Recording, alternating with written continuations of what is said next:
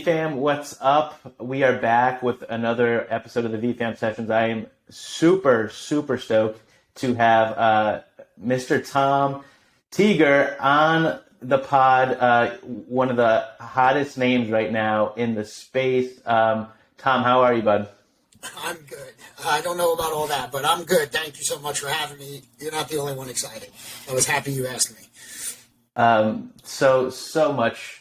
It's crazy because I was looking back in the feed, like, you've had a really big month here. June has been, like, obviously the weeks always fly by. I know you have kids, I have kids, and the days and weeks just go. But, man, like, when I look back to, like, when was this stream, when was that stream? Like, it's all happened. We're recording this on June 30th, 2023. Like, a lot's happened in June, which I want to get to. But before, let's quickly take a step back and just, if you don't mind, giving us the TLDR on Tom. Like, give us the, who is Tom prior to VeeFriends ever being a thing? Give us the 1 to 2 minute clip notes. Sure. Proud husband and father of 2 kids, 5 and 3, son and daughter. I own a business. I own a crime scene cleanup franchise where we clean up crime scenes and trauma scenes as well as any other biohazard, and that includes hoarding situations. So a lot of decluttering and just anything gross that no one in their right mind would want to clean up is what we do. So that's as far as professional life, personal life, that's what I do. Before that, I had been in sales for 10 years. So one of the big things that I like to talk about is, the transition of trading in comfort and the, facade of safety of your 9-to-5 job and trading that in for a passion and business.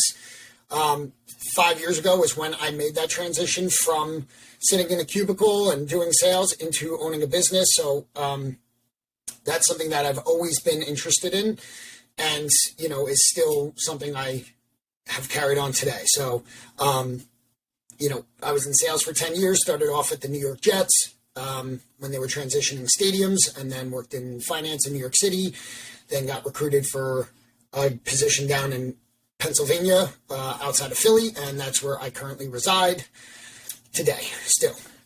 Amazing. I heard the Jets thing. That's cool. So are you a Jets fan? I am. So I, from New York, born and raised on Long Island, lived there until I went to college in Baltimore, and then I never really moved back. I moved from Baltimore.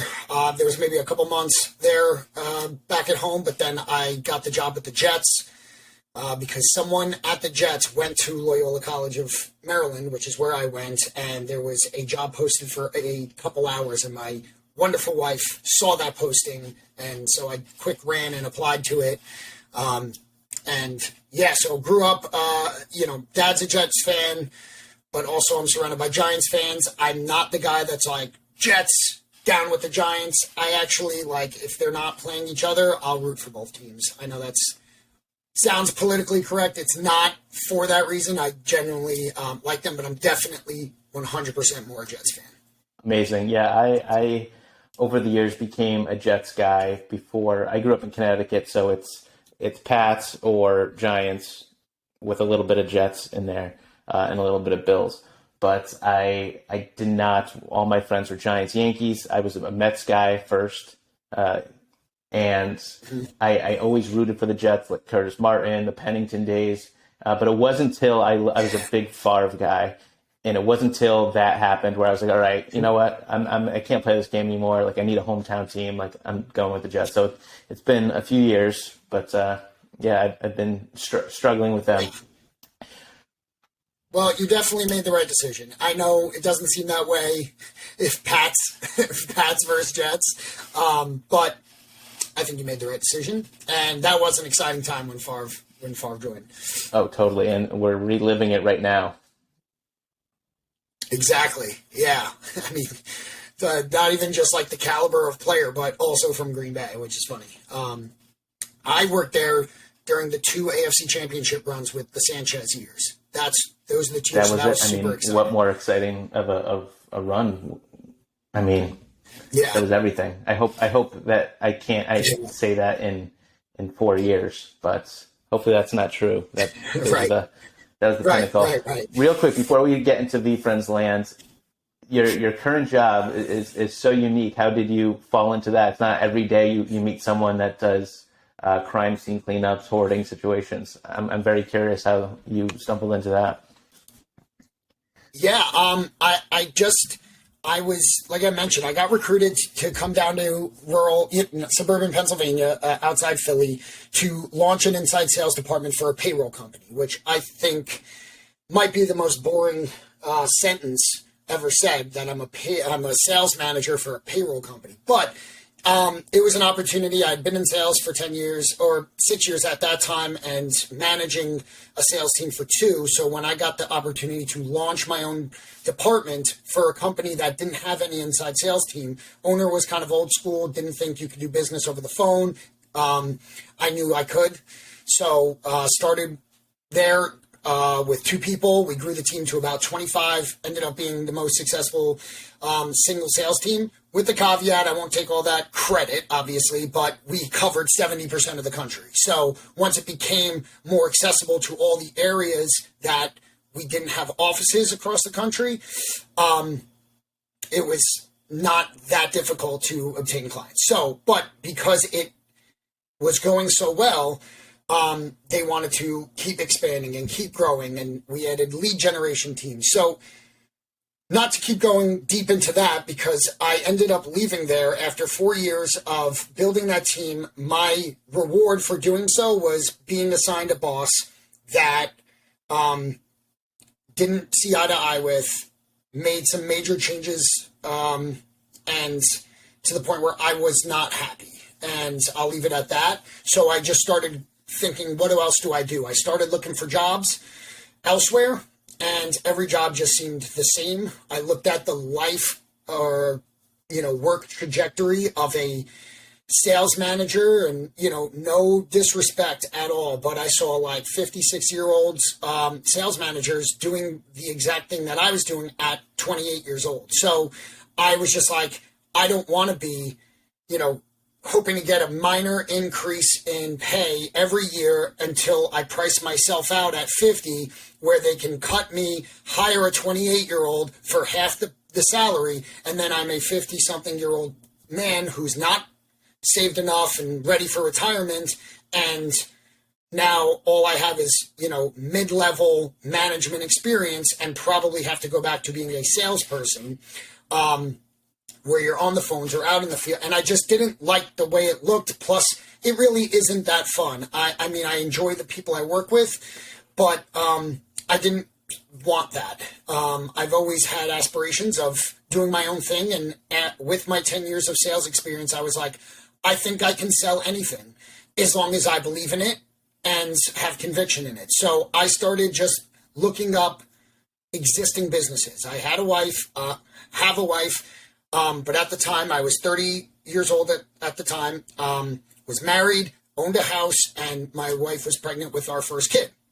So high stakes to just want to make a decision. It was also the only income in our family, because my wife the year prior wasn't happy with her position. I was like, go do your own thing. I can support us with my salary. And now I'm talking about leaving. So I hit a website, called bizbuysell.com, and started looking at existing businesses that had existing cash flow that I could take and, kind of throw gasoline on the fire and take it and try to grow it. But if nothing else, step in and there's existing money. And I was looking and looking and looking. The thing that intrigued me the most, and I mentioned the checklist, right? I've said it a few times. If I was going to buy a business, it needed to be something that, again, I believed in and had conviction and wanted fulfillment. That was the number one thing. I was so unfulfilled. It was so unrewarding at my job. I wanted something that helped people. That's what makes me feel fulfilled. So, I looked at home healthcare companies, health aid, dispatch company, like all these different things. And then I came across a listing that said helping trauma victims. So I clicked it. It was very vague. It ended up being a franchise broker who put that posting up. I talked to her, Jessica, changed my life. She said, if you're interested, I wasn't thinking franchise because I didn't want to start something, but a franchise is kind of like an in-between, right? Because while it's starting a new business, there's a business plan, there's, it's proven track record, all of that. At the time, there was 0 failed franchises in the company. It had a 100% success rate. She said, I represent hundreds of franchises, and this is the only one that I own.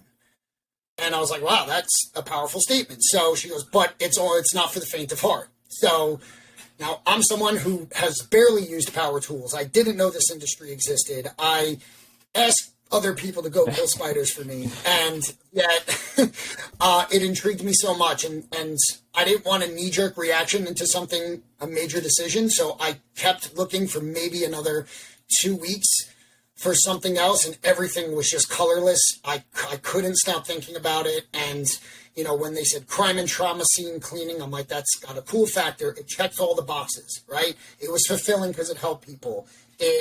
I could run it from home. I'm in my basement, right? This is my office.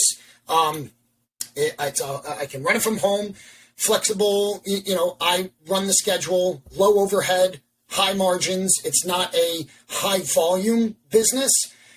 But it's kind of like quality over quantity. So, the margins are high because it's not a volume business. And I liked everything I heard about it. And then a checkbox that I didn't even know existed, was that we cleaned hoarders' houses. And as a garage sale enthusiast and thrifter, my whole life, I was the kid that sold Airheads, 25 cents, 5 for $1 from the Price Club pack. Yeah.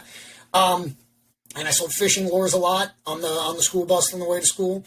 I was like, wait a second, I can have access to people's stuff before it ever hits a driveway. Not only that, I can get it for free. And not only that, I can get paid thousands of dollars to do it. So didn't even know that checkbox existed, and I was like, that's it. This was made for me. So that's kind of how I found it and fell into it and made the decision that this is what my first step out of corporate America into owning my own thing. This was that's amazing. All of those and how long has it been? Me, making that leap.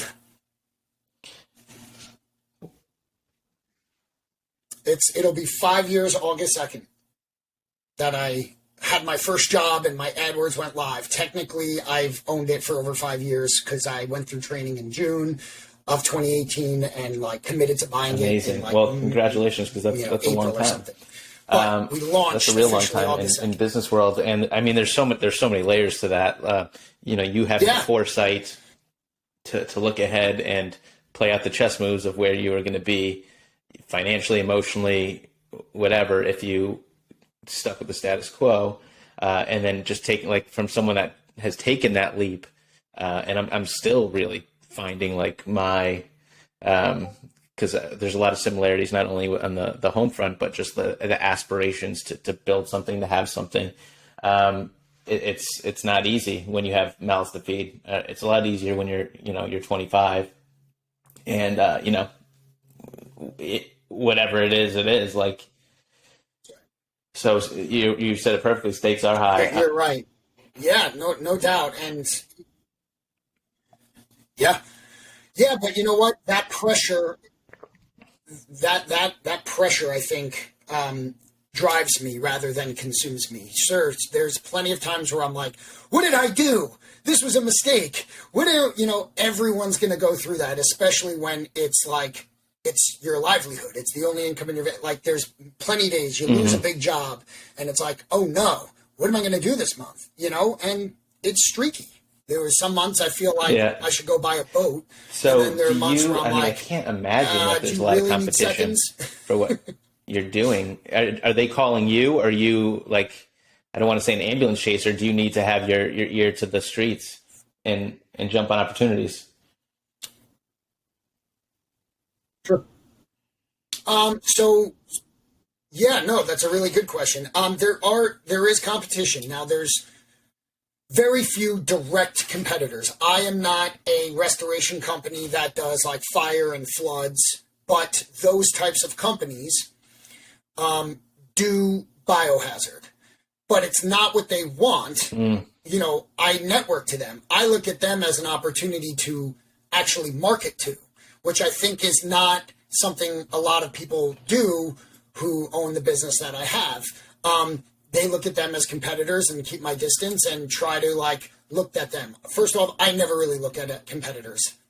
It just doesn't interest me. If there's not an opportunity for me or a way I can, network or market to them, I don't really consume my time with what are they doing and, why are they doing better or not? I don't even know. So, those big companies, from what I understand, they're preferred vendors with insurance companies. So a lot of people don't know this. If there is an unfortunate situation, a homicide, a suicide, an undiscovered death or decom situation, that is an event that is covered under home insurance. Now there is exclusions, but it's included in every home policy. And I mentioned that as an important piece because a lot of people don't know that, because why would you, right? But if you own a home and you have home insurance, 90% plus chance that you have this coverage because they cover events, and that is one. Now, hoarding, completely different animal. That's not an event. That's something that builds up over 30 years. So not insurance covered. But so they are the preferred vendors for these big insurance companies. They want the $50,000, $100,000 water and fire jobs. Biohazard is not even close to those numbers. So they'll do it out of the relationship respect to their preferred vendor. But from what I learned is that no one in that industry really likes it, because when it comes to that stuff, machines are doing most of the work. Dehumidifiers or air purifiers, air scrubbers, that type of thing. They just move machines around and do demo, right? This is laborious, tedious scrubbing, cleaning, and it's gross, right? And you have to wear a hazmat suit and respirators and PPE. So I'll go to them and be like, listen, you don't want to do it, and you want the big value numbers. I don't do that. I live in my small niche. Makes a ton of sense. Subcontract me. And that's what has worked as well. So there's a couple competitors that do exactly what I do. At least in my area, there's like two or three. This is fascinating. I have to go down a rabbit hole and do an hour just on this. But before we pivot, give us a memorable flip or find from that you found.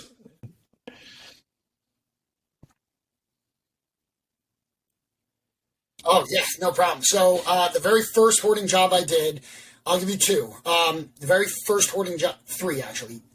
The first job I did, hoarding job, the guy, he owned an apartment. He rented it to his aunt. His aunt passed away. She was a hoarder.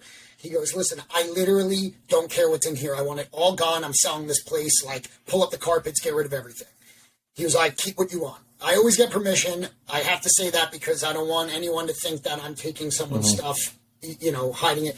90% of the time, people are there seeing what we're doing, and I run it by them, and they're like, throw it out. And I'm like, listen, I could use this. It can be resold. Are you sure? And they're like, yes. They're like, if you want to do it, do it. So I just want to throw out that disclaimer.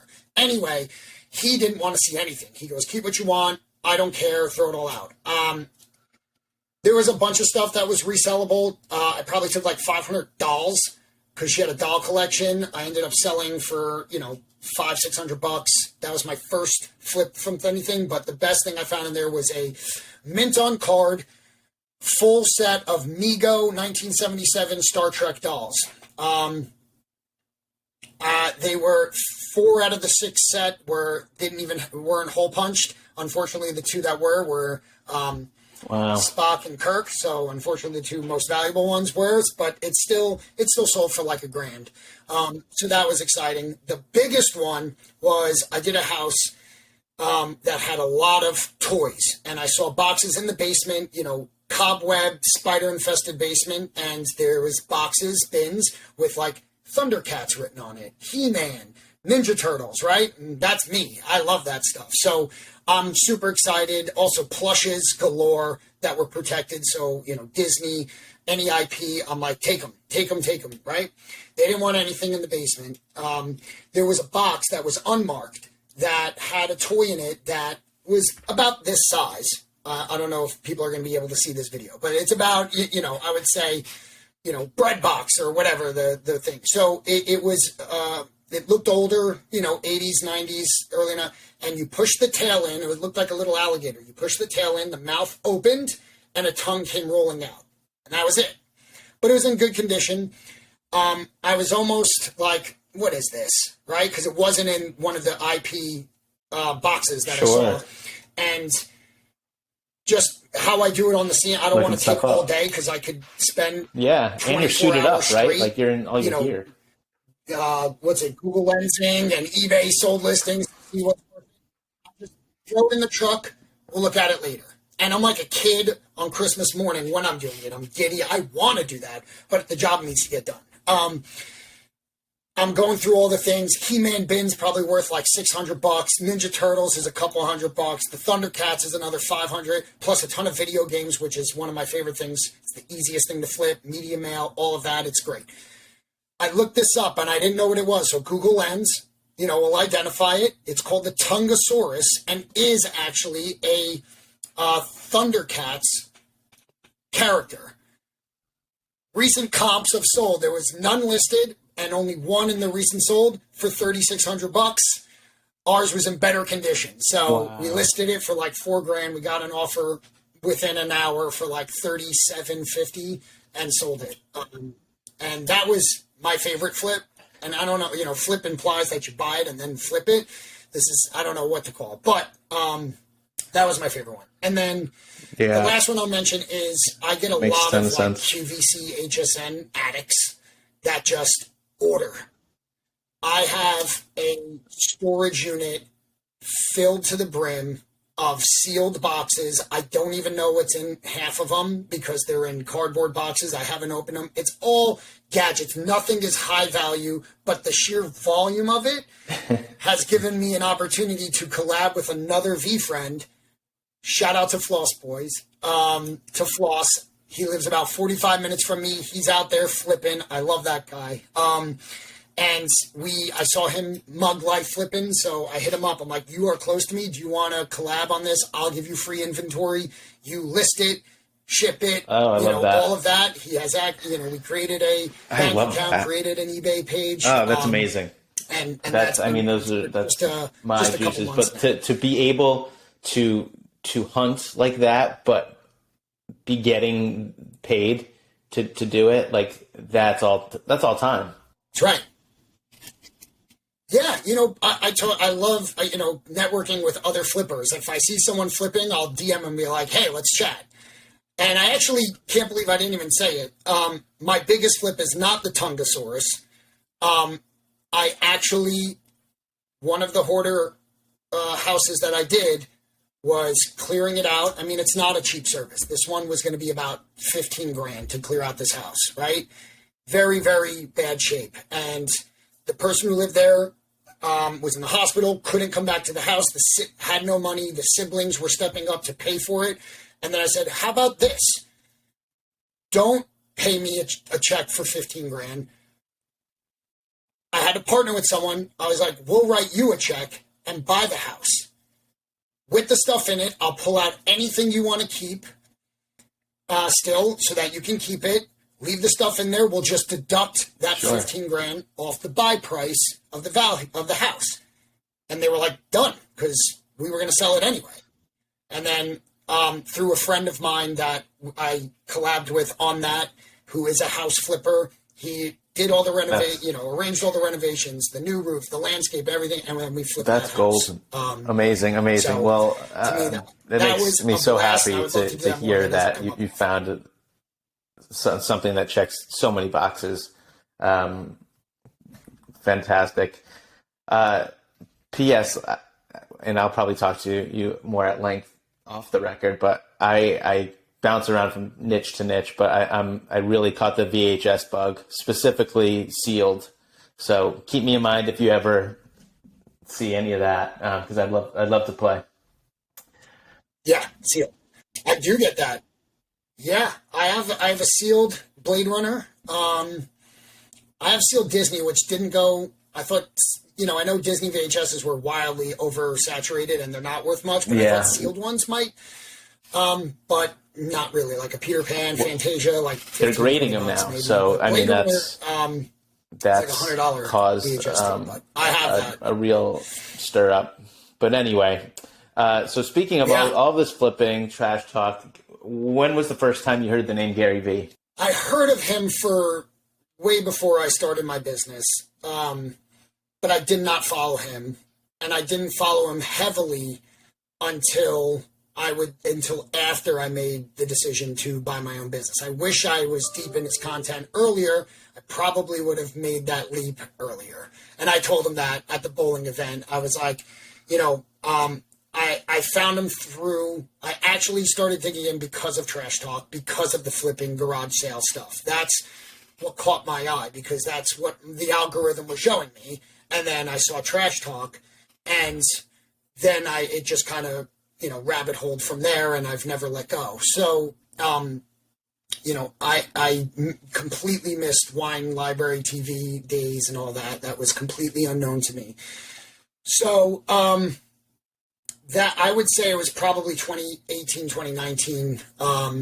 Maybe it was like while I already committed or something like that. That's when it was. And then, it was deep enough that he had my trust. So that when he announced VeeFriends and NFTs, I listened, because I'm usually, like, as a physical flipper and collectible guy, I don't know if I would have given it the same attention as I did to a digital collectible. I would have been the right-click save side of it. Did you jump into if the it wasn't him 1920 because I found so when many he was talking about sports cards? Did you jump into that? I've never been into. I had sports cards when I was younger, but it was definitely more of my dad and brother's interest. I love sports, but I've never been the obsessive fan where I'm like, 1980, the coach was this, his blood type was O, and I just like it. I enjoy watching sports, but if I really logically think about sports, it's completely an escape. And when I had no jobs, and I was super into fantasy football because I can gamble and make money, and it was a competition. When I'm not in the competition, it's not as exciting to me, even though it's the ultimate competition is those two teams, but I'm not involved. So what do I gain other than a few hours of entertainment watching sports? So I never got into sport card collector. I follow the trend of like knowing if it's up or down, but I don't know a thing about them. There's and it's so overwhelming to me to think about all the different brands, all the different players, the different sports. It's truly overwhelming to me, and I just don't have the interest to commit so much time to learning about it. I did it with comic books, which is very overwhelming as well. But to me, I liked the stories, and I liked the drawings. That makes a ton of sense. I couldn't commit to another super time. It's May 2021. You have conviction in him enough to say, I'm gonna watch this how to get a MetaMask video. I'm gonna look up what an NFT is. So you kind of learn with a huge demographic of people in this community. You learned kind of as he was putting out that content. I did. So whenever Discord I never heard of Discord before. I joined it as soon as I did. I did create the wallet. I had just started being open to crypto. So it was, the 5 years prior, I had heard of Bitcoin and never looked into it, nor did I have money to do anything with it. That's really what it was. Now I own my business where, COVID is an awful thing that happened to the world. I'm uncomfortable saying it. It was very good for my disinfection business. So I was in a spot where I could contribute to, a risky thing like crypto.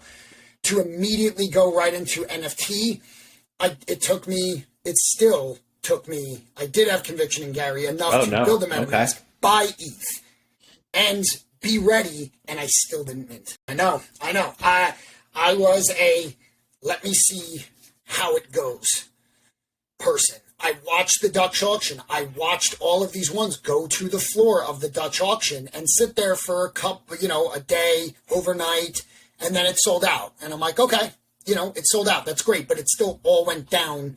And at the end of the day, for a core, it was about $2,300 for half an ETH. So I was like, I can't do it on this doodle. I just let me just analyze. That's unfortunately. But anyway, I was so obsessed of watching the trend of it. And back then it was so new to everyone that people, which no one does anymore, did an auction on OpenSea. And I threw in a bid, I think it was like 4.5 ETH on a very rare Gutsy Gecko. And I got an email saying you won, and I forgot I even put that bid in. So that was my very first NFT and very first VeeFriend, was a very rare Gutsy Gecko. And then I was hooked, right? So then I ended up was like, okay, I got one. I want another. And then it quickly became, I want a spectacular. And I found someone who had a particular gold catfish. And through negotiation, I traded that gecko plus an additional few ETH for a gold spectacular catfish that I am now known for. And then that rolled into, all right, I do want another one. And I bought, from the same guy, I bought a very rare courteous coyote. And then I bought a core capable caterpillar. And I still hold the catfish and the caterpillar. You had the access, or you just fell into it because I know you mentioned for a bowling boa. The bowling. Yeah, I wanted. I was a big bowler. I was on high school bowling team for 5 years. I was varsity in 8th grade. I was captain at the end. I was pretty good, actually. And I still got it.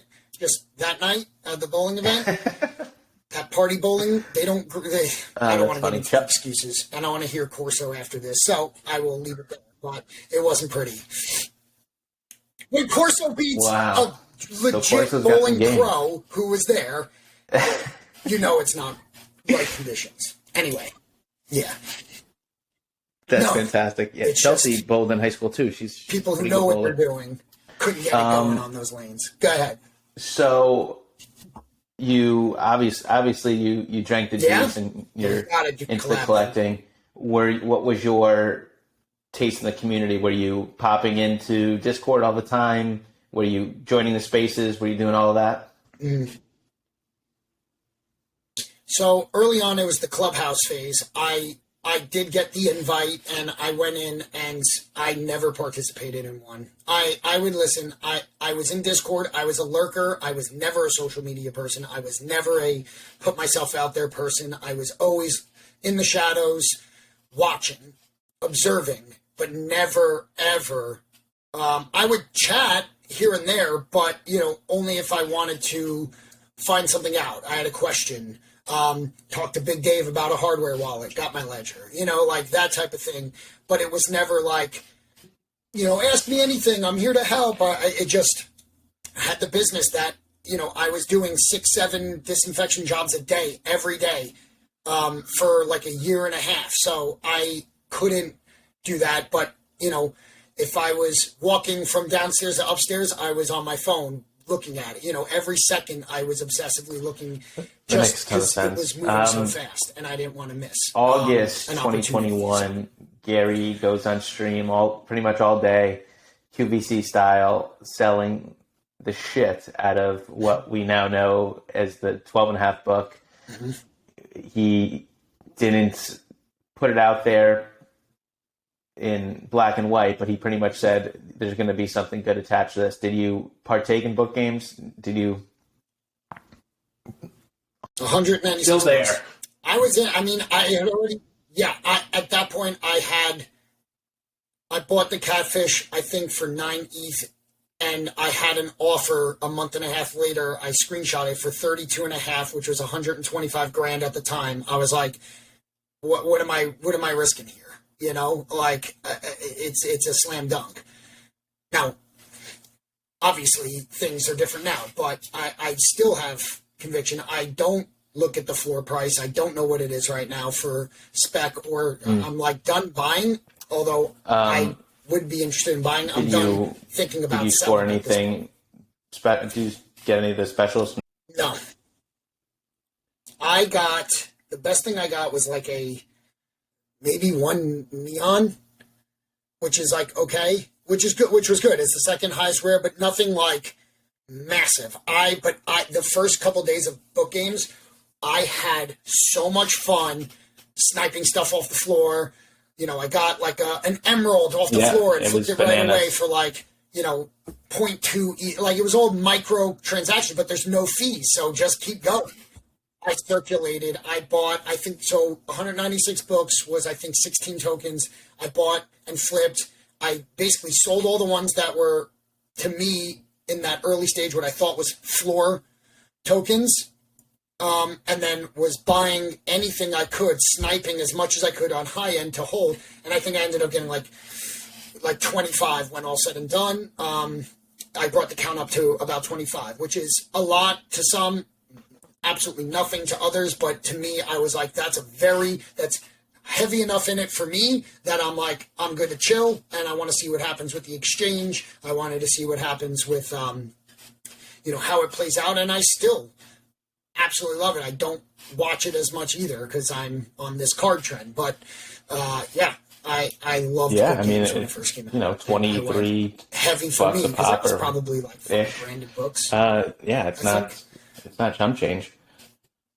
So we moved through. Obviously, the market did what it did. Series 2 obviously was big, and then in comes VCon 1. Were you there? So obviously we had nothing but a list of speakers and some cool promo videos and Gary pumping it up. Talk about your first experience there. It was a blast. I loved it. I looked forward to it. That's what Conviction and Gary and VCon for 3 years was what made me like, okay, I'll take the leap. I want it. Once I really understood NFTs just after the mint. You know what I mean? Like I understood it. Okay, it's a digital collectible. It's a digital asset. All of that can be backed up with utility. All of the cliche, buzzword things about it. I understood it, and I was in. So I went with my cousin, who I talked into. I actually split another core Karen Camel with that he holds in his wallet. I convinced him to go halves on me so that he can come with me to VCon, even though I told him he could come anyway because I had multiple. He wanted in, so he came with me, and I enjoyed it so much. I loved meeting people, but I still am a lurker. I'm not, let me go meet everyone I can. I, had chances to go up to Jeremy, and I was like, he doesn't want to meet me. You know what I mean? Like that type of thing. But I did meet some great people that I still talk to today and very much enjoy. I felt like I wanted to do everything. So I was so overwhelmed the whole time. And I ended up finding myself in the flea market probably the most. Sure. The speakers, I didn't know who most of them were other than the Snoop Dogs, the Pharrells, that type of thing. I had a blast, but I tried to do everything, and because of that, I feel like it ran me ragged, and I feel like I couldn't do everything, and I felt bummed that I couldn't do everything because there were speakers at the same time and all that stuff, and I'm like, no, I want to do this, I want to do that, and then I'm with my cousin, so he had what he wanted to do, and we stuck together, so it was an absolute blast.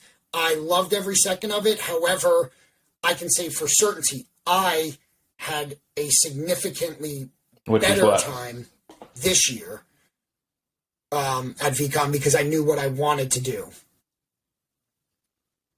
I always ended up drifting back to the flea market in the first year, so I spent most of my time in the Gary's garage sale section because I was helping out Jane Lee because I wanted to. I was like, please let me help you because I had some of the cards at the booth, so I loved being in that area. That's just where I feel comfortable. Go hearing an NFT project launcher was not as interesting to me at that time. It would be me forcing it. And I tried to force myself to do all of that stuff the year prior and ended up being like, that wasn't worth it. I don't want to do that, you know? And I'm like, I would have rather have done this, and felt some regret. I didn't have a single regret this year. I spent most of my time at the booth awesome. talking cards, I mean, which is what I'm super into. There's something for everyone there. 3 speakers. And it sounds like, you know, second year of camp, as he says, so you knew where you were headed right off the bus. Yeah.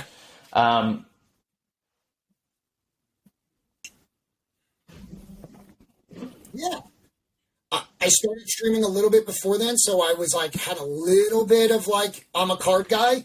So card night was huge for me. I got asked to be in the Uno tournament, so that was exciting to me. So, you know, yeah, I knew what I wanted. And I spent the time where I knew I wanted to I never, this year, we didn't, we didn't have a VF1. I didn't win any spots. So I never really tasted the card culture. Didn't get a S1. Mm-hmm. I mean, VCon 1, I think the Series 1 were just coming out. I remember seeing some there already slabbed. But it wasn't until this VCon where I really hung out at some of the tables. I ended up staying with Lee in his house and got through osmosis, kind of learned more and really got it. I knew all the characters. Like I have a pulse of what's happening, but I never dug into that niche. So it really pushed me.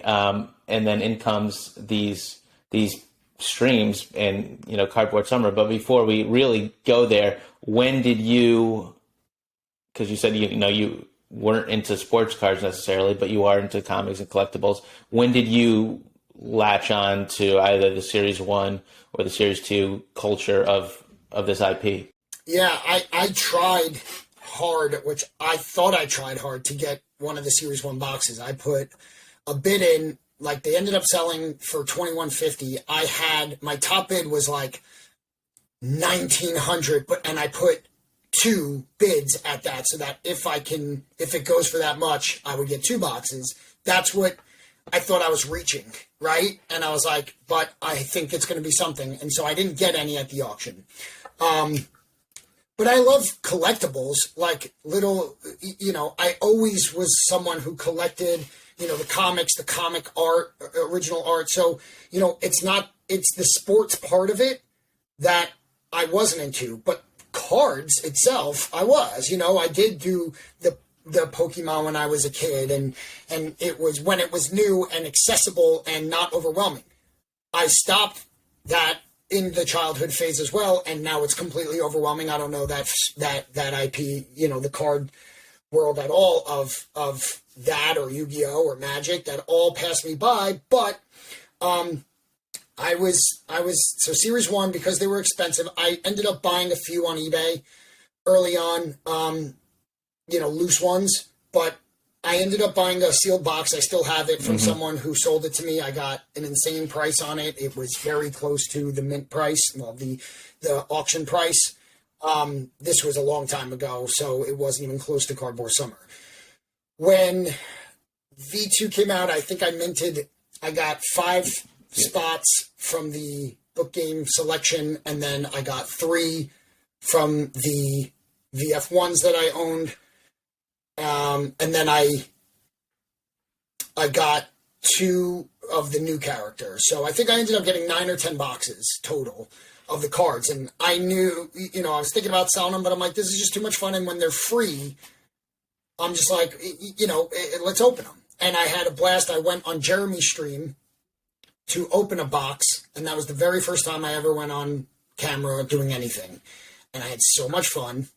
That was me meeting Jeremy. He put out like something saying like, if you have a box and you want a break, come on. And so I did that. And then I was hounding them. Hey, box break tonight? Hey, box break. And I started buying more boxes because I had so much fun, right? So it's Compete and Collect that gave me the bite. Even though I dipped my toe in the Series 1 cards, it was a high price. I was buying boxes for the same price as I could buy 1 core card. So I'm like, I'd rather have more fun. And Jeremy was like, no, I'm not streaming tonight. No, I'm not streaming tonight. But that's when I started getting involved in Discord. And then I met a bunch of the OG Compete and Collect card collectors, and then we started our own like little group chat, and then I was like, I would record myself doing openings because I wanted to do them so much and no one was streaming. So I started recording it and then just, texting those guys or posting, my polls. And then I'm like, this is annoying. Like, editing is annoying. Do you guys, if I went live and learned how to do this, will you guys watch it? And so it was really started for just the 5 or 6 other card people. So you made this decision. I think it was, when was your first actual stream? End of May, correct? Sometime in May? So, yeah, it was definitely, well, no, I did stream before VCon. So maybe like April is when I did my first stream for 5 or 6 people of the card guys that I'm just like, it's easier if you just come Twitch, I had the camera already. And so I'm like, I'll just do it live and it might be fun. And I learned something new, right? And then the next time I would do it, and now I can control when I do it, right? Because I was like always asking for other people to stream so I can come on, and now I'm doing it. I'm like super into it, so I'm like, hey, another break tonight. Hey, another break tonight. And I would just do one box. It would be like a half an hour, and that was it. And then I went from like 6 to like 10 to like 15, and it just slowly grew. As I was doing it, then Josh, I don't know who did it first. Josh might have done it first. I really don't remember, but it was around the same time. And because he's one of the 6 people that were in my stream. So that, it just kind of kept going and people were tweeting. And then I was just like, hey, I'm going to go live if anyone out in VeeFriend land. And then I would get like 15 and 20. And then VCon happened and people were like, TGer. And I'm like, yeah. And now I, didn't know who they were. And when people said that and were like, didn't say who they were, I was like, can you help me out? Because I don't know your face. You know mine because I put it out there. So that was so much fun to me that I was like, I'm going to go in on this stream because I really liked doing it. And I really liked meeting people and, them recognizing me coming up and us leading to those conversations. Amazing. And that's when I asked if I could buy 40 boxes, but have me personally, the first time, both my wife Chelsea and I came on. I think it was a community break, and Gary tweets, Gary texts, Gary did everything to share your space, which is, I mean, a dream, I guess, for anyone. Like probably a surreal moment. It went a little differently. Let's from your vantage point, let's dive into that moment real quick because it was, I think, defining in so many ways, and it really, I don't know, I think it was special. Absolutely. Yeah. So prior to that, he had retweeted and put in the Discord the prior stream. I think the first one, it all started with the 2 Series 1 box breaks, I believe. I know he was like, I had done the bowling event with him at this point, so like there was a little bit of like, recognition of the catfish because he did the sketch, the Tomcat sketch for me and all that. So, then I saw him at VCon where I showed him the Tomcat sketch, and I was at the booth when he was there, when he bought all the stuff. So at that, and he was at the spectacular, like I had enough interactions with him that he knew who I was and he knew I had a stream. So then I think it was the Series 1 box break with Polish who came to me and he tried to sell spots at VCon. It didn't sell out. I was like, hey, let me take a stab at it. Like, I'll try to sell it out for you. So I put it out there because I had, I was averaging maybe 20 to 30 viewers at this time. And I put it out there. Gary says, I'll take 2. Sells out instantly. Big Dave hits me up on the side. He goes, if you have an additional 10 people on like that are hitting you up because it went wildfire for like 2 hours, let me know. And I did. Which on June 30th 2 boxes out within an hour. And we're at June 30th, which is an absolute bargain. If you saw 3. That night. What's that? Oh, well, this is this was the first one. So a guy did it at VCon. I said, I'm in. And then it happened and I wasn't in. I was like, what the fuck? But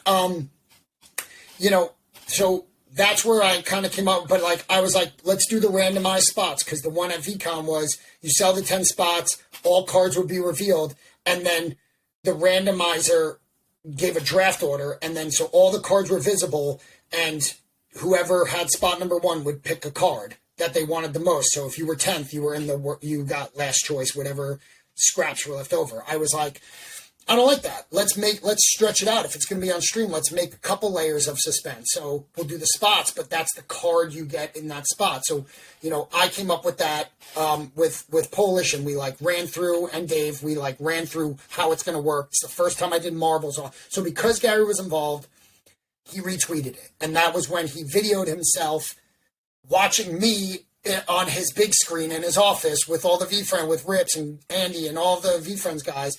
And that was huge. I think this is June 4th. It was the next one that you're talking about, where I was doing a community box break or battle.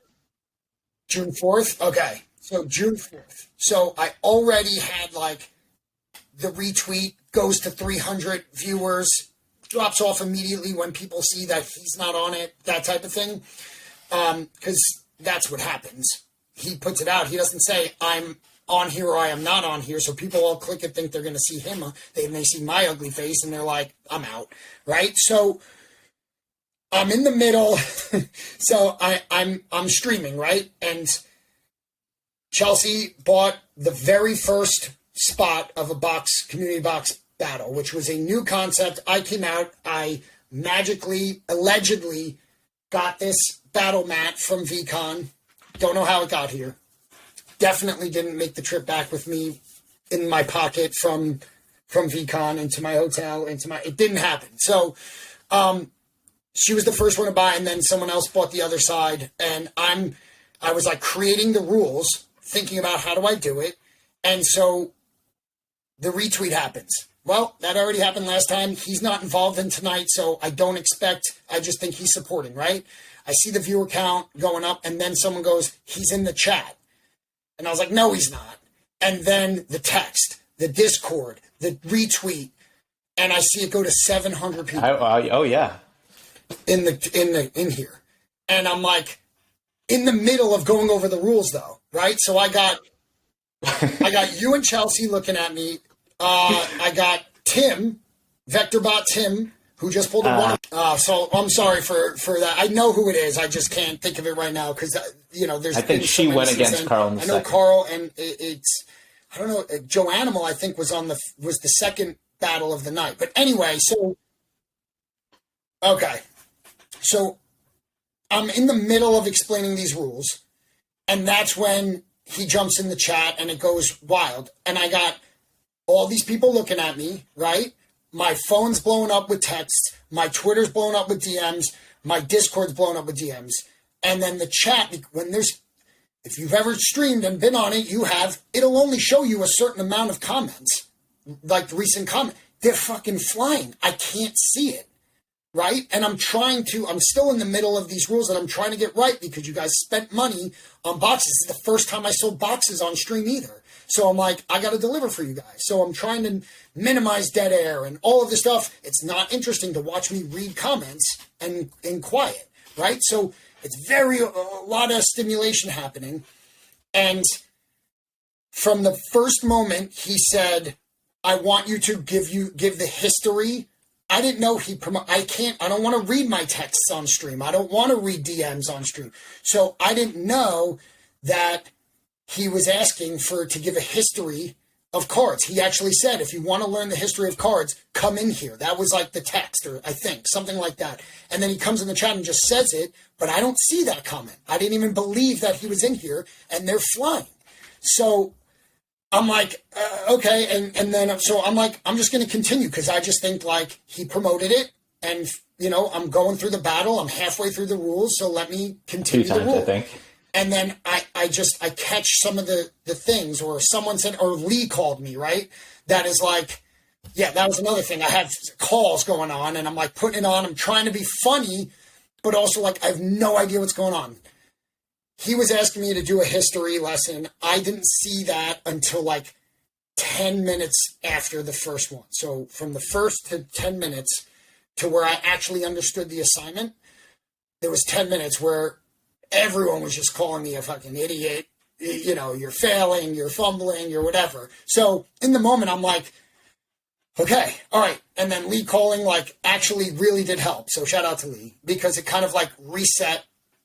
Like, I stopped with the rules there and I understood what was going on. And I'm like, okay, put on the spot, let's do it. And I didn't know everything about the card. So I started rattling off to the best of my ability. I went on a rant. And that's when things started picking up. I saw some positive comments for the first time once I actually started getting in the zone of like explaining it, like he picked up the fumble and all this stuff, right? And so it's, you know, I'm sweating and I'm like hyperventilating, but I want to keep going. So that's, you know, in a long-winded answer of your short question, that's kind of what happened that night. And, you know, it was, you know, the most viewed, the most, I just, you know, it was overwhelming. People, the amount of support I got afterwards saying like, Gary was bullying you. That was wrong of him. You know, I didn't like that. You were put on the spot. Because if he gave me a 30-second notice. Sure. Not that he could while on stream, but like, hey, I'm going to ask you to go through the history of VeeFriend. I would have crushed an explanation. I really would have. But I didn't know he was asking until 10 minutes later. So, but I got a lot of support and people were like, I don't know how you handled that. You know, I would have cried. And I was like, listen, I get it. I was not thrilled on stream, and the rest of the stream, you know, when someone who your whole stream is revolving around is calling you, you know, you blew it, you know, all-time fail. And it's just like, I had an opportunity. I didn't even know I had the opportunity. And that's the problem, right? Because I really think I could have done well. And, yeah, but, you know, I stayed on for 5 hours that night, and it wasn't until like hour 4 to 5, where it was 1 to 2 in the morning. There was like 10 people still in the stream. That's when I went back and actually went through the comments and saw them all. And I was like, wow, like, cause you know, RJ was there. Shout out to RJ. Like, he was like, yeah, you know, go look at this. This is what he said at this time and all. So I went back and looked, and I was like, all right. Then I went to sleep, woke up, and I was like, I'm not offended, because it's very hard to offend me. I grew up with like the ball busting family, the ball busting crew in high school and college. So I can take ball busting. I was like, let me turn this into an opportunity. And that's when I did that video, which I think is still my favorite one that I've ever done, which was like the fake out, I'm sad. But it was just like all these hateful comments, and it was all just Gary's comments, you know? And yeah, and I had never done a video. Thank you. I had never done a video. Ron, my good friend Ron Jordan, who is brilliant, and he called me that day. I was like, you know, let's, here's a thought I'm having. I wish I was good at like making content or videos, because I think this would be funny. And he was like, you have to do it. I'll teach you. Like, and he sent me a video of like how to go on TikTok and how to do the green screen and all this stuff. So I spent like 2.5 hours on that video, like I had to find the comments in the video of a 5-hour stream, snip them, copy and paste, get them on my phone somehow, do the green screen, and then just come up with what I'm actually going to say. And then I'm like, the all-time fumble. How could someone say this when this exists? And then I flipped the switch and did the butt fumble. And then, you know, when I'm just fucking around, you know, I wanted to turn it into a positive note so that people handle that. And to be honest, Gary is a very compassionate and empathetic person. Everything he preaches, when he talks to you and you're telling him that he changed your life, he looks you in the eye. He doesn't look past you. You're frozen, by the way. I don't know if you're still hearing me. But he doesn't look past you. I'm just going to keep going even if this doesn't record. He literally, like, zones in and you know, I was like, that's totally. What he does to but everyone. It wasn't that apparent in the moment. Busts the balls of his friends and people that he knows can handle it. And so, to be honest, I knew that was the case. I didn't feel bullied. I felt like almost honored that he would break my balls. You know what I mean? So I lost you. All right. Hopefully it's still recording. So I tried to turn it into an opportunity where I felt like I can maybe make something positive out of something that people viewed so negatively. Don't know what happened to Rob here. It still says recording, so I mean, I'm happy to keep going. So that night was a blast. It was overwhelming for sure. I didn't love the feeling. I wasn't like ecstatic during it, but I feel like I turned it into something positive afterwards with the content video, and I think that really launched the stream into like mainstream VeeFriends. I just kept going while you were gone. I don't know if it's all right. That's never happened before. I'm like, hopefully it's still recording, and in the chance that it is, I'm going to keep going so that it's not a broken story. But took something that a lot of people viewed as negative. I had so many DMs of how they did not like how Gary talked to me. It's bullying. And then I'm like, guys, no, it wasn't. He did it to me because he knew I could handle it. I'm almost flattered that he thought I was, in his circle enough that he could break balls, because that's what he does to his friends. 100%. But it was so out of left field, and it happened so quickly. Even in my own house, I was like, what just happened? What a dick. Like there was a little bit of that, and I'm like, no. Right. But so it was just a huge stream. Little did we know that the next night we would have something even. I mean, in my eyes, I just the emotion of it all when Gary returns for the Addison stream. And I'm just going to read a tweet. You tweeted on June 7th. You said, June 7th, 2023, last night was one of the most fun nights I've ever had. Education, suspense, negotiation, laughs, heartbreak, alpha, community. If you missed Gary Vee face melting negotiation with essentially Addison, who is the motherfucking champ of you all VeeFriends. So the context of this, and I'll start it and you finish it. So I guess Addison, box breaking is becoming a huge thing. Addison for a while had 2 boxes and he wanted to break them with Gary, I believe at VaynerMedia, and that didn't happen. So he's breaking them on your stream, or was planning to break one, I guess. And I'll let you take the story from there. Sure. So, yeah, he hit me up and was like, listen, it's not going to happen there. So I think I want to break one on your stream, one on Josh's stream. Keep it fair. I love both of you. And I'm like, no question. Of course. Come on.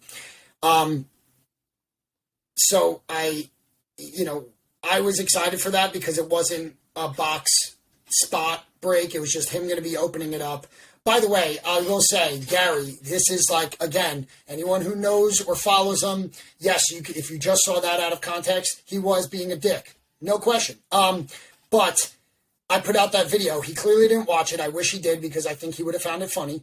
For such a content guy, it was like, to me, that's still my favorite video of content I put out. And, I think he would have liked it. But he DM'd me personally and said, like, brother, I'm so sorry if my joke didn't land. Like, I'm crushed by this, and I'm like, dude, watch the video.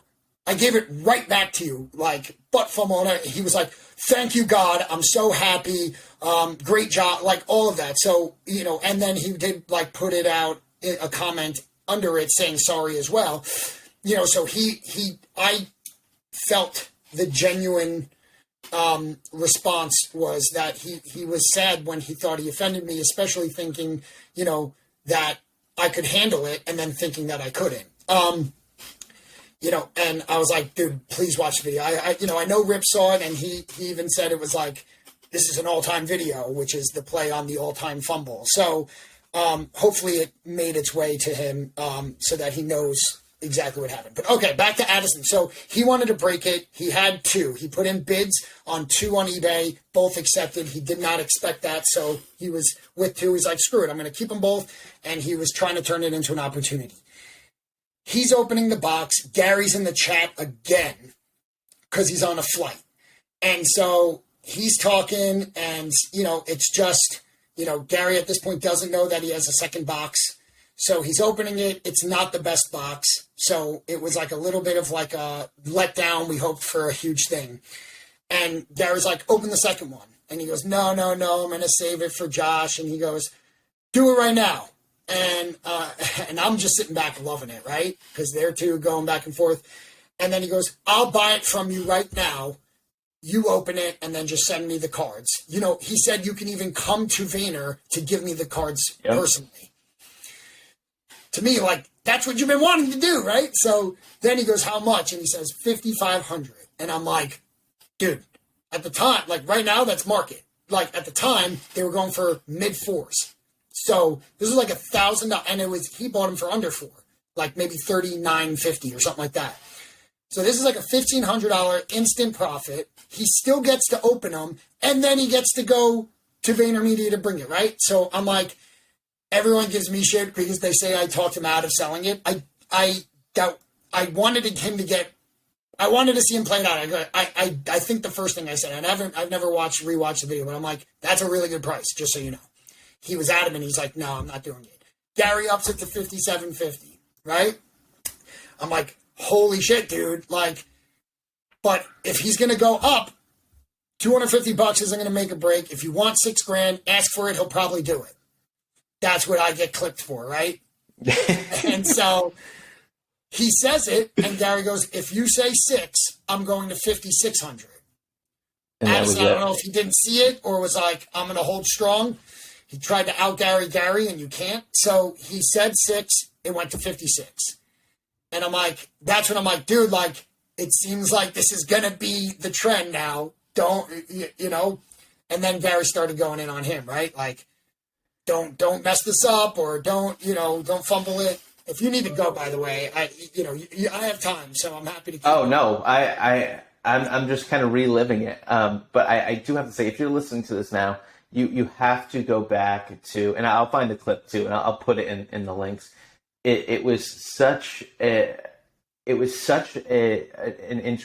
It was such an amazing discourse and education, because it was a masterclass in negotiation with just text. But it was unbelievable content, and for me as a viewer, and I know a lot of people felt this way, like, how could you top Gary coming in and just giving you shit? And here it is, like, the next night, or maybe it was 2 nights. Like, how is this top? Like, it was like, I don't know what I had to do that night, but it didn't get done because, like, I wasn't leaving that stream.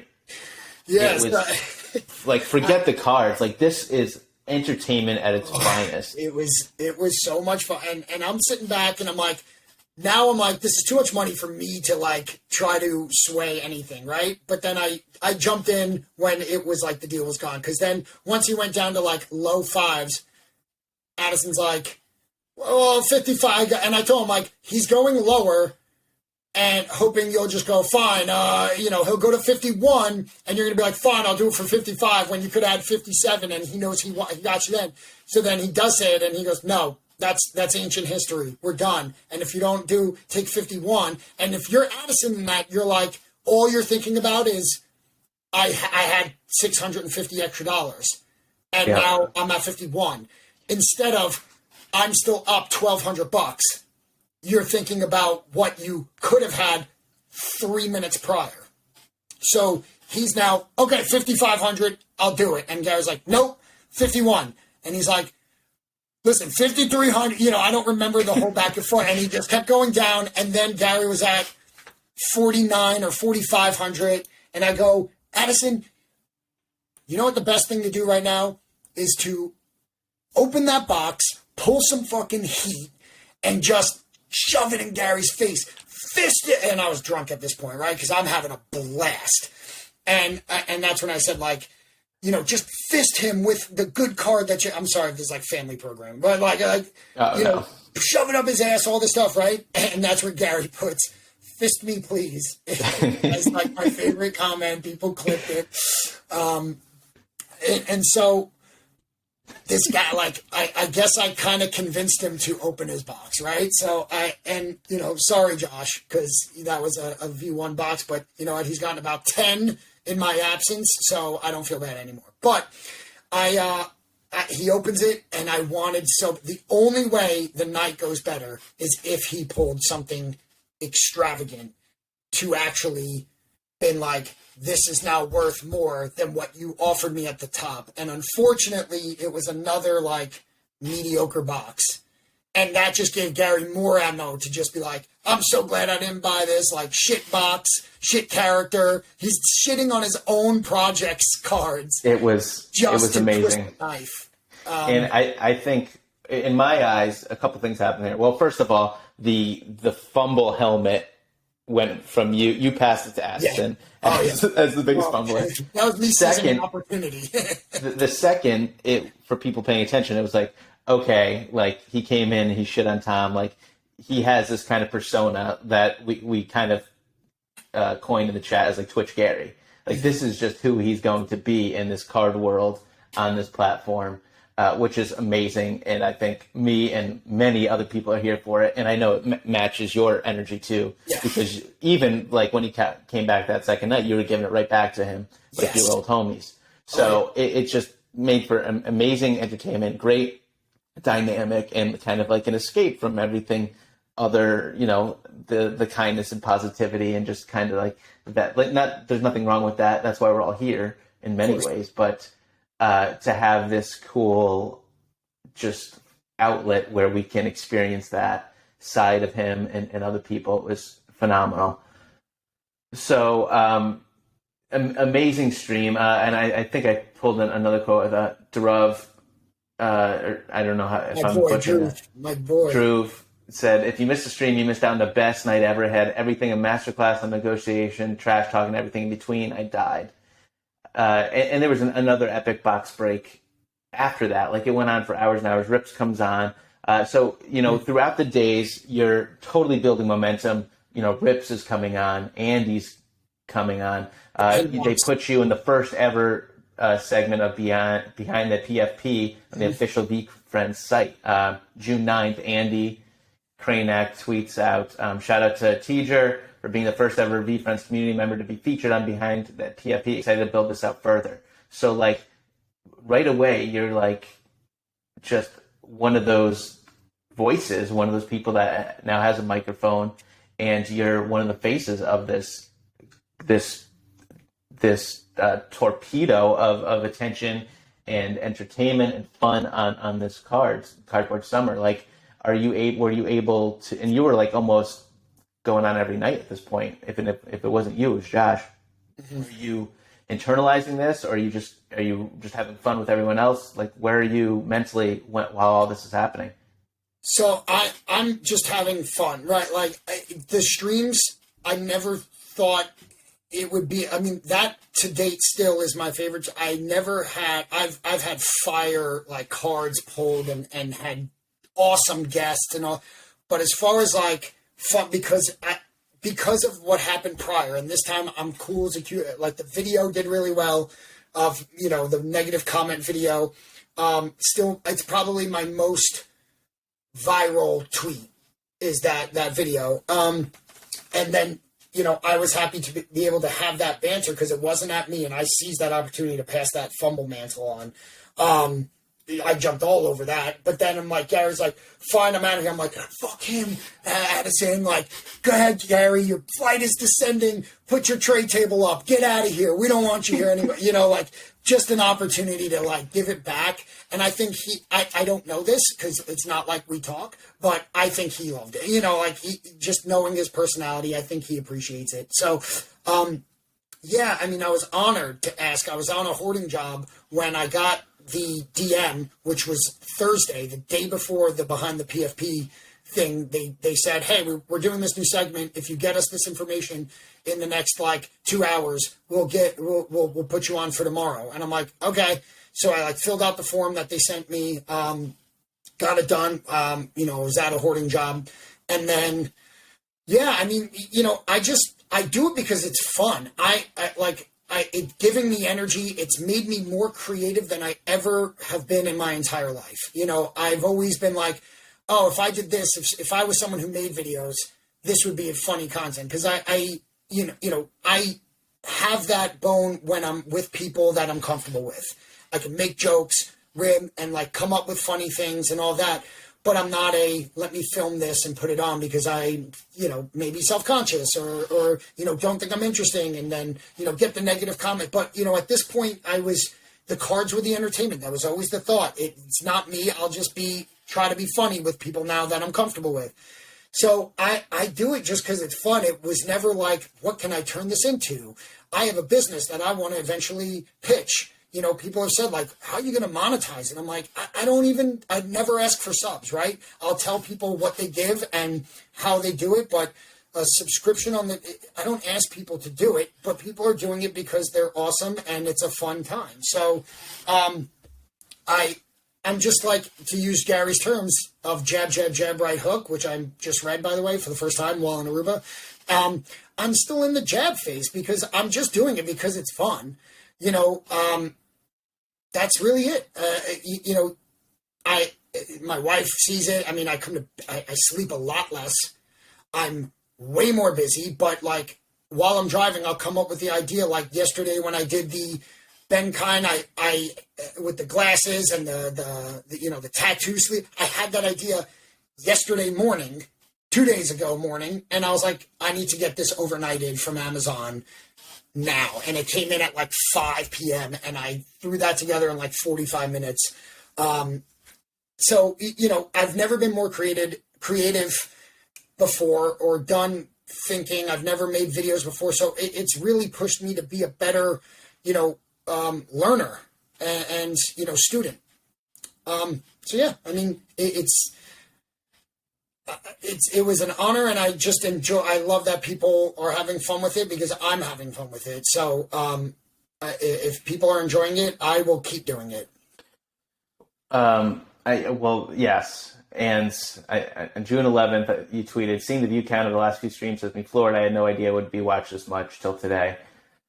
People are enjoying it. And I think regardless of what happens, regardless if this cardboard summer thing comes and goes, I think we could speak on we could speak on the cards. I mean, I'm Gary said that he envisions it being a outlet for kids and young people to be onboarded to these characters and this ecosystem with something that they're very familiar with, collectibles and cards, which makes a ton of sense. I think it's going to be one of the big pillars that does that. But regardless of what happens with this now, I think to foster an environment where the community could come so often and just depend on seeing people that they're friendly with, building relationships.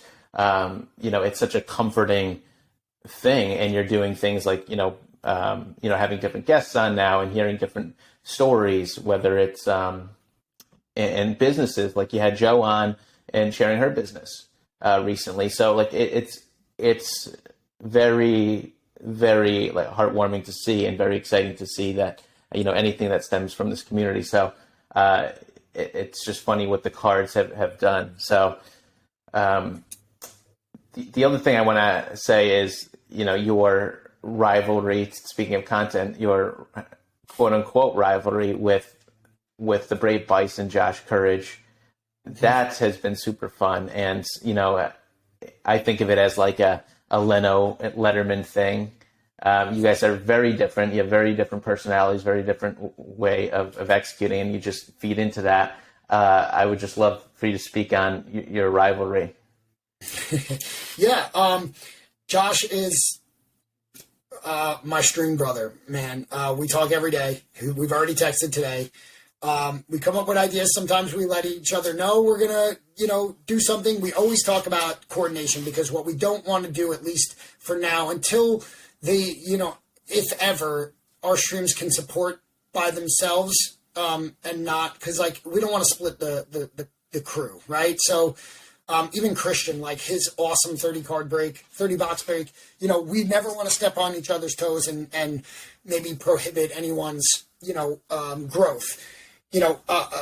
leading up to my trip, which is probably the worst thing you can do when you're catching fire, is go away for 10 nights. And it's like, fuck, I booked that, 7-8 months ago before I ever, thought about a stream. So, and it was a 10-year anniversary trip. So, Josh, leading up to it, I'm like, I'm going to be off for 10 nights. Josh was cool with it. He had some, obligations. He went camping and stuff. So I'm like, I'm going to go on as much as I can.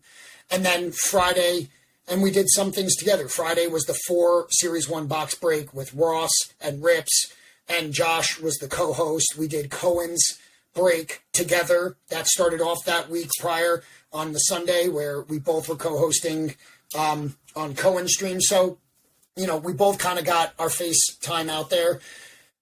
And then I went away, and he streamed a ton while I'm away, as he should have, and he's done extremely well. So the rivalry is because we know people love it, and we like breaking each other's ball. That's what I'm like, and he's crushing it. For someone who I make fun of the Wi-Fi and the audio issues and the tech issues, he puts out fucking funny videos. Like he learned how to do videos, and I'm asking him, how do I do?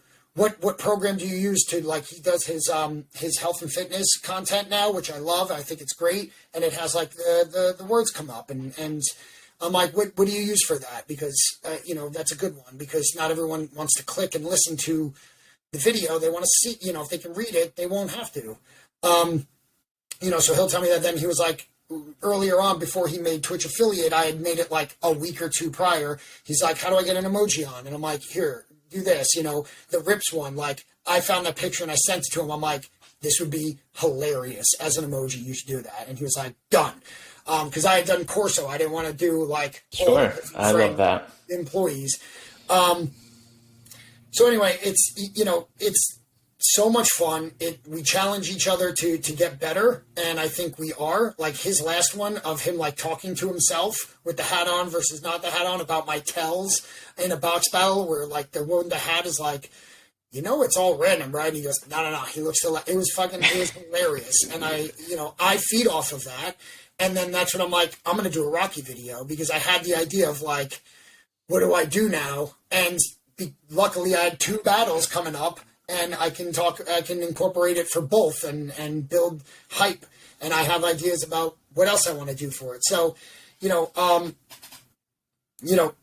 Josh and I are original, like compete and collect card in that original chat with like 9 people, 10 people in it.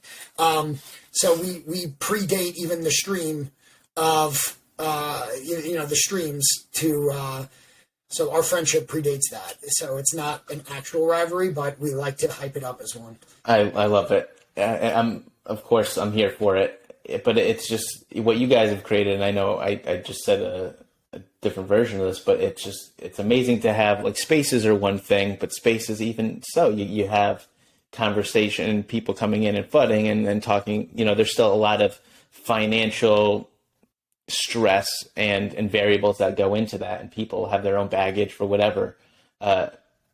When you have spaces or Discord chats, what you guys are creating is, I feel like 100% fun, 100% entertainment that people need. Not even just want, like a lot of people really do need it. And I think that's a huge component of why you guys are getting so popular. Obviously you're doing a fantastic job. I don't think I've seen a piece of content that missed. Like it's that good, it's that engaging, but the community that you're fostering, this micro community within this larger community that you're fostering, I think is fantastic and needed. And it's such an interesting spot. And, all of the conversations I have here are mostly evergreen. We've been talking about a lot of specific current events, but I think whatever happens, this moment of time of having these, environments and what you're doing, I think is important. If it's not through cards, it's something else. So I think it's super awesome. It's just, post VCon to have these kind of experiences and still keep close knit, relationships. And I didn't know you or Josh before. So it's just been super cool, and it's what Veefriends is all about. I agree. I mean, I can say that there's really never negativity in the chat, and I do love that. And it's probably because we're still so small, and you know, in spaces it's way more viewable in public. And we haven't had enough people come in and like disagree. Like as heated as it gets is when someone talks PSA versus CGC, and because I have again overplayed it for entertainment purposes of being an outspoken CGC fan. Even last night I'm like, come on, debate me. Like I pretend to be, and that's as hostile as it gets, even though I'm always just having fun. I always have to say, like, I don't tell anyone what they should do. Like, that's not what I'm here for. I'm going to tell you why I like it, and I want to know why genuinely you like that. And it's that type of thing. So, and if there was any negativity, they would get the big old boot and my wrath of how because I can dish it really well, but like I did with Gary when I'm like, get out of here and all that, but and I would do it for real. So I'm just happy that it's such a positive place. We're back to like, without a Gary retweet, we're still at like 30 to 40 people. I love it. It's just so much fun, and everyone gives me energy by doing it. And, the polls are genuine excitement. So, last year at VCon, original VCon, there was a high for like a month that faded. And this year, yep. I feel like this does help extend that high. And I really hope card summer doesn't end at national. Like, that is some thoughts there and all that, but I hope to keep doing it. I'm low on boxes, I might need to start scrambling on eBay again, but I hope to continue that high year round. But me and Josh have talked, like, what are we going to do when boxes become more scarce? And, when these, people aren't as interested and we see our 40 viewers go down to like 15, like, what are we going to do to just do it? And it's like, I'm just having fun. Like, this isn't an income-based thing where, if it drops to 15 people, I'm screwed. We both have our own businesses, but he's a health and fitness guy. The first thing I said on here was like, I love talking about business and like for someone who wants to leave a bit, like is meant to and feels they were meant to do something more than sit in a cube for, 8 hours a day, but is just worried because it's overwhelming and all that. Cool. Let me make it more accessible because I was you 5 years ago and, I did it and I was the least likely person. My mom was like, what the hell are you doing? The only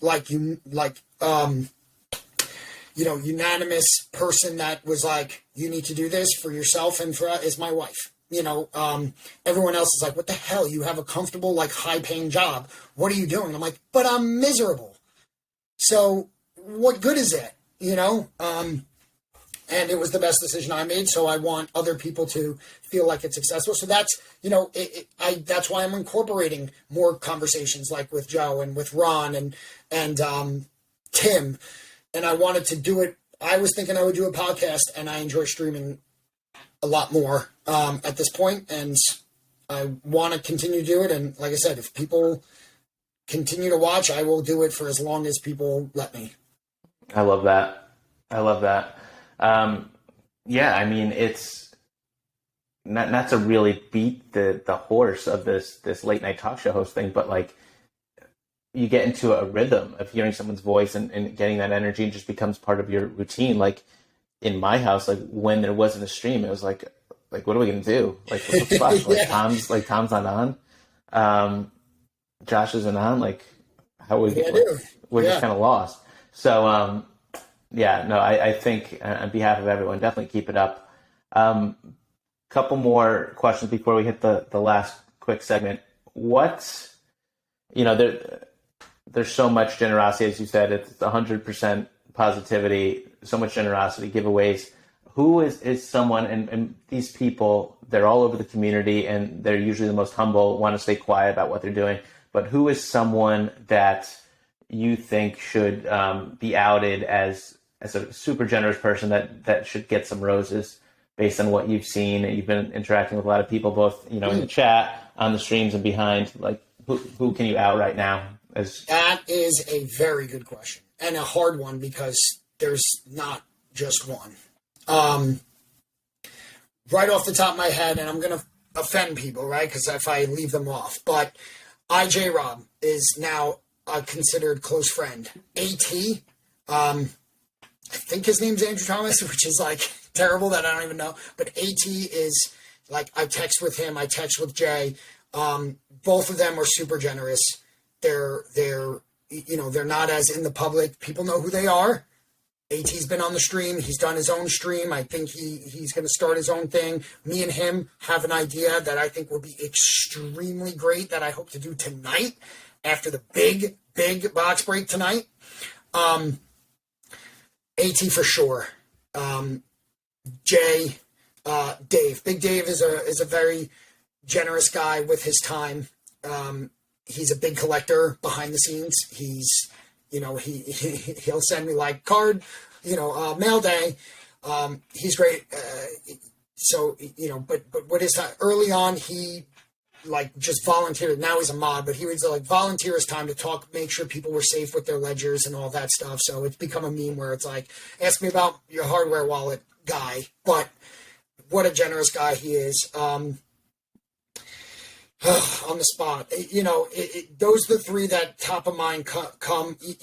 There's so many more. I know Tim. I mean, you're saying like behind the scenes. So like VectorBot Tim is an extremely generous guy. So everyone knows that. Josh is a very generous guy. Everyone knows that. So Christian's another one. He's out there, but he'll pop in or text me or DM me and be like, hey, offer out a rare. I'll give it away. And like has to mail it to like Europe because that's the person who won. Right. And he's like, shit, like we give it away, hoping that shipping's gonna be like $4.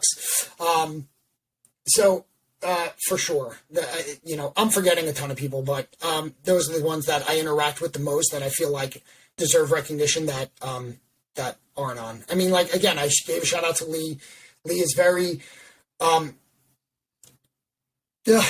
overly like he shares, he'll help. I go, hey, what's this worth? What's that worth? And he's like a computer brain. He knows it all. Yep. And he goes, here's what I would give, but you got to add 20% because I always got to get a deal. So he's an awesome person to talk with as well. So so many. I'm sorry for that. No, that was great. And there are so many. It's a very unfair question. And you have a very firm grasp of most of the characters, I would think. Which character do you think you need to spend more time with? I need to spend more time with? Wow, that's another load. Because I was going to say, why, which one do I associate? That's an easy question. It's the catfish. And I think I've gone into the story, like, for what I do and the reason I do the business I do, I have to have a lot of compassion. That's why I adore the catfish. Plus, I'm a big fisherman, so, it just fit. I've always been attracted to, sea life. I'll give one of the patient characters, and it's not because they're obviously massive characters, the pig and panda. The reason that I want to spend more time with it is because I am a very impatient person. It is a big flaw of mine that leads to situations where I have a lot of ideas and drive to do things, and it's like, but I have to wait till later to do it. I have to wait till the kids are asleep. I have to wait for this. And I just like, sometimes it drives me nuts and I get lost in stuff that and neglect other things because I can't wait. So that's something I need to work on. If that's what your question is, it's 100% the attribute that I wish I had, I was better at. I love that. Before we head to our last quick segment, I just want to thank you again, Tom, for coming on. I'm looking at the time here, and it's just flown by. But I really appreciate it, and you are. The more I get exposed to you and listen to you, like you just feel like a dude I just hang out with all the time, regardless of the situation. So love what you're doing. Do not stop the content. Do not stop the streams. I think you got a lot of fans out there and a lot of people out there that don't know that they're going to be fans yet, but they're coming. Thank you. So appreciate this time. So the last segment I call micro macro spitfire. So I'm going to fire off a lot of questions. You can get super general, yes, no, one-word answers in the macro, or you can get your microscope out and explain and elaborate as much as you want. Okay. And All right. just before you jump into that, I have a segment after this. Okay. Here we go. If someone is just getting into VeeFriends right now for the first time, who do they need to follow? If they need to follow into VeeFriends NFTs. Obviously, you want to follow Gary. If it's collectible wise, you want to follow Rips.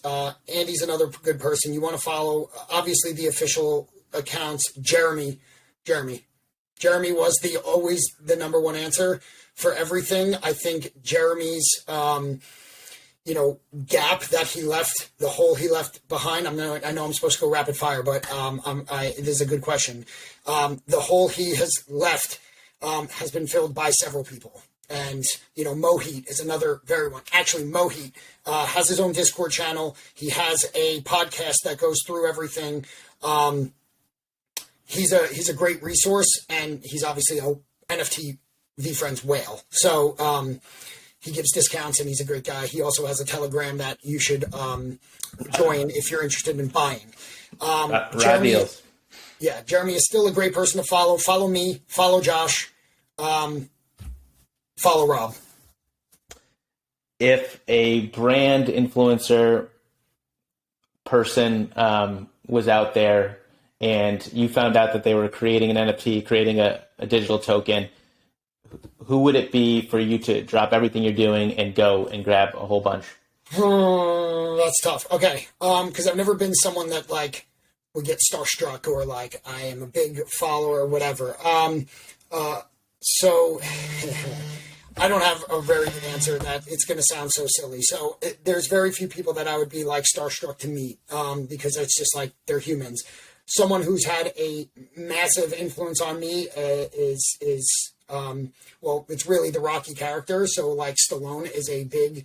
I also think he is an extremely interesting person outside of his cheesy action movies that I adore. All the way up to his drama stuff. So, but he wouldn't do what this is. So it's really hard to say. Jeremy, if Jeremy put out something, and he did, and I did buy his NFT. So, I don't a musician. You know what? Actually, I like Kevin Smith. He was at VCon. The first VCon I did, it was one of the panels I really wanted to watch. I'm a fan of his movies, and he had a thing where he was going to do a movie funded by NFTs, which I think is a great idea to not get studio influence, because I feel like that is what makes all the negative things about a true creator, that, a visionary and artist that wants to create. And I'm not just talking about him, I'm talking about any sort of director or musician, even though I'm not a music guy at all. I don't listen to music really ever, which is crazy, but I don't. Being able to have full creative freedom and using NFTs to do that, I would absolutely buy something if it got me involved in a movie, because I'm a movie junkie. I love it. Favorite teacher you've had growing up, and one reason why? I will say it was a professor in college of sales. I went to school for pre-med and then quickly dropped out of pre-med and went into business. And I wanted to be in marketing. I thought I was going to be, creating graphics and stuff like that. And then I took a sales class. Fred Fusting was the professor, and it was a sales class, and I did very well. And it unlocked something because I feel like I can speak very well, and it led to a career in sales. So that. The Time Machine Tiny Ogre can be traded for what down the road?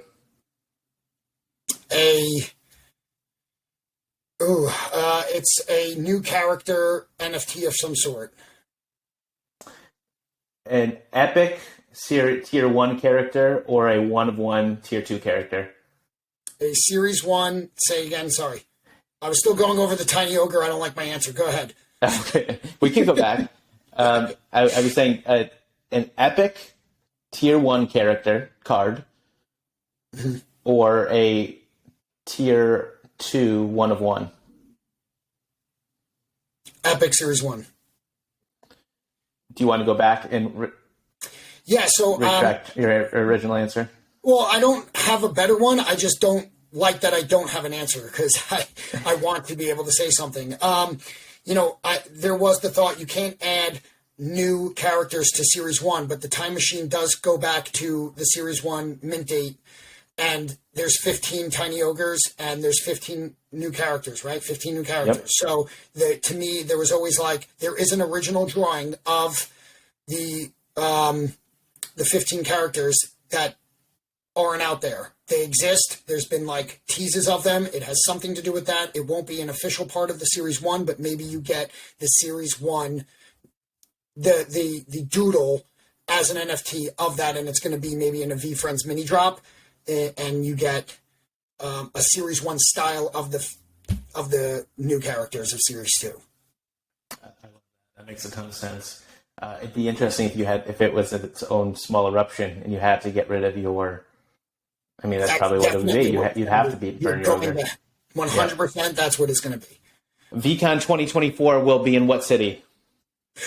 Ooh, I will say that I was the first, to my knowledge, to say Indianapolis, and I was right. And it wasn't a guess. There was a video where they blurred it. They beeped out the city name, and I just thought his mouth said Indianapolis. I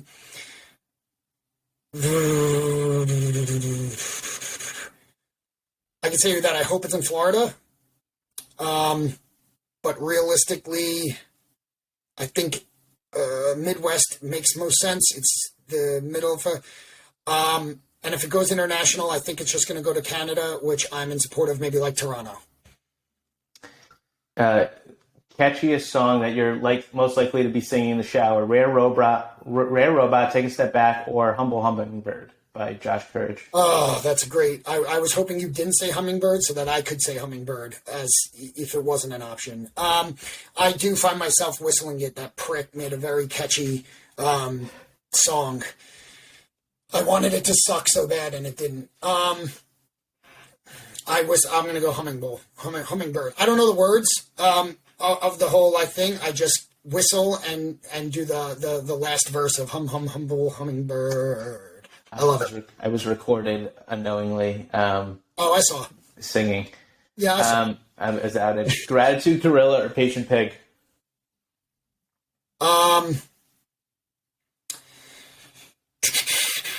Gratitude Gorilla. Rare Robot or the Harpic? Robot. Wine, beer, or coffee? Wine, beer, or coffee? Coffee. Would you rather have a 2-hour group dinner with Gary, so let's say you and 9 other people for 2 hours, or a 10-minute one-on-one? 10-minute one-on-one. And lastly, if Gary was here, he had to answer you truthfully, and you had one question, what would you ask? Why does the Series 2 catfish have eyebrows?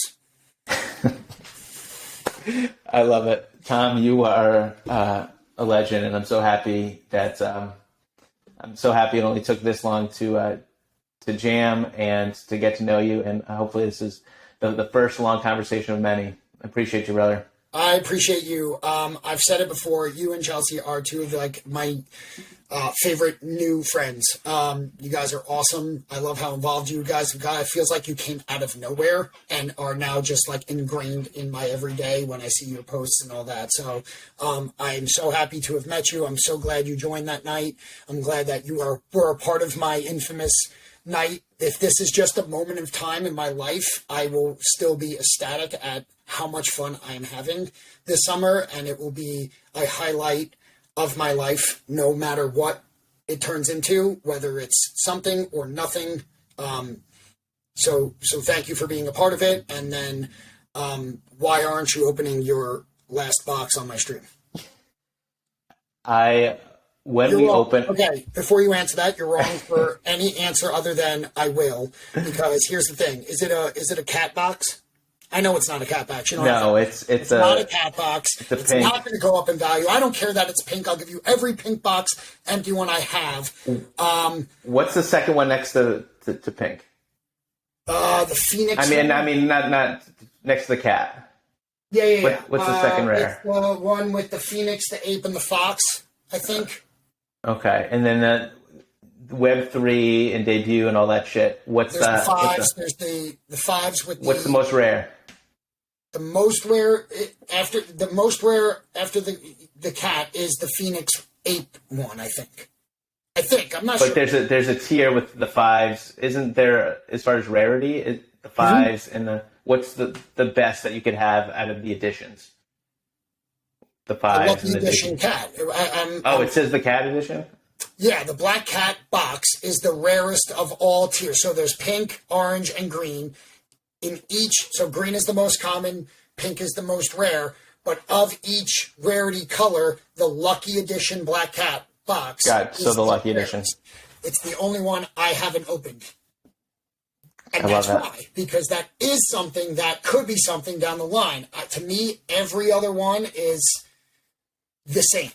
Pink boxes, if you resold it, do sell for a little bit more. I don't know why people like to get it. I don't, because the cards have no bearing on what the color of the box is. So they're all common enough, and if you think you're going to, it's going to be worth more, I think if you sold it right now, it would make sense, so that you could turn that one pink box into 2 green boxes and get 26 packs instead of 13.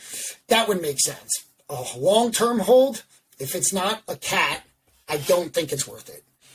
And I think you should rip it and get the cards and see what's in there. All right, well. 10 boxes, and I was promised one would be on my stream, and I've had 0 of your 10 boxes. We will rip it on your stream. We did it, Chels. We did it. There it is. You got it.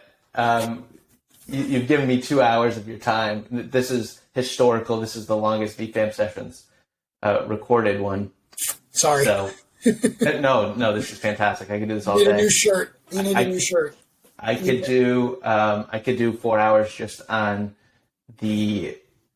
how you go about sifting through everything at hoarders' houses and your process for that. So believe me. Let's do it. Let's schedule another session then in the future. All right. Amazing. You are very professional. You did your research. You had the dates. You had the tweets. That is awesome. No one's ever had that before. So this was very, very enjoyable.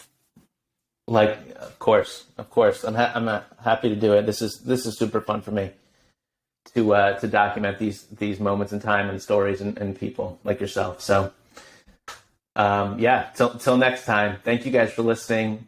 If you've gone this far, you have to get into the Tom TGer Collector's Corner, and that's Twitch it. channel. Yeah. This is very much like my Twitch streams that go extremely way too long. It's fitting.